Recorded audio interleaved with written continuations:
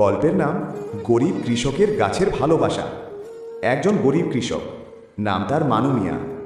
মাটির ঘর, ভাঙা বেড়া, ছোট্ট এক টুকরো আঙিনা, এই তার জগৎ।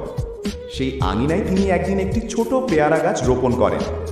মানু মিয়া আলতো হেসে গাছটির দিকে তাকিয়ে বলেন, তুই কবে বড় হবি রে? প্রতিদিন গাছটিকে পানি দেন, ঘাস পরিষ্কার করেন, আগাছা তুলেন। গাছটি ধীরে ধীরে বড় হয়, তাতে প্রথম ফুল ফোটে, তারপর সবুজ ছোট পেয়ারা। গাছটি যেন কৃষক মানু মিয়ার সন্তানের মতো। তিনি সকালে উঠেই গাছের কাছে যান, কথা বলেন, আদর করেন। কিছু মাস পর পেয়ারা গাছ ভরে গেছে রসালো ফলে। মানু মিয়া সেগুলো ঝুড়িতে ভরে বাজারে নিয়ে যান। ভালোই দাম পান, সংসার একটু একটু করে ঘুরে দাঁড়াতে থাকে। তার স্ত্রী, ছেলে মেয়ে সহ পরিবারের সবাই খুশি।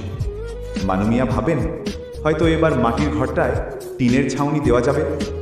কিন্তু একদিন ভোরে ঘুম ভেঙে মানু মিয়া শুনলেন গাছের পাতায় পাতায় অদ্ভুত শব্দ। দৌড়ে গিয়ে দেখেন একদল বাঁদর গাছের ডালে।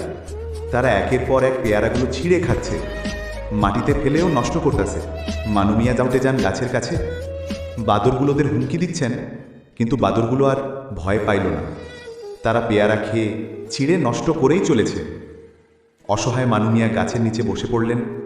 অর্ধেক খাওয়া পেয়ারার টুকরোগুলো তার আশেপাশে পড়ে আছে।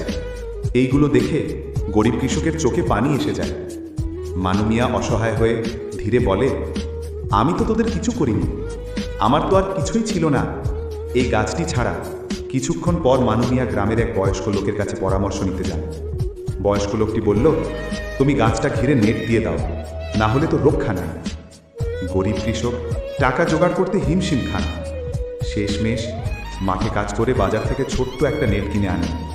নিজের হাতে গাছ ঘিরে দেন। দিন যায়, বাদররা আবার আসে, কিন্তু এবার গাছের চারপাশে নেট দেখে ফিরে যায়। গাছটি আবার পেয়ারা ধরে ভরে গেল। তিনি আবার পেয়ারা বিক্রি করা শুরু করেন। গরিব কৃষকের ঘরে হাসি ফিরে আসে। মানু মিয়া গাছের পাশে বসে আছেন, ছোট ছেলে পাশে খেলছে। মানু মিয়া ছেলেকে বলেন, দেখছিস বাবু, যত্ন করলে ফল পাবি ঠিকই, কিন্তু সেই ফল রক্ষা করার দায়িত্ব তোর। ছোট্ট বন্ধুরা, এই গল্প থেকে আমরা কি বুঝতে পারলাম?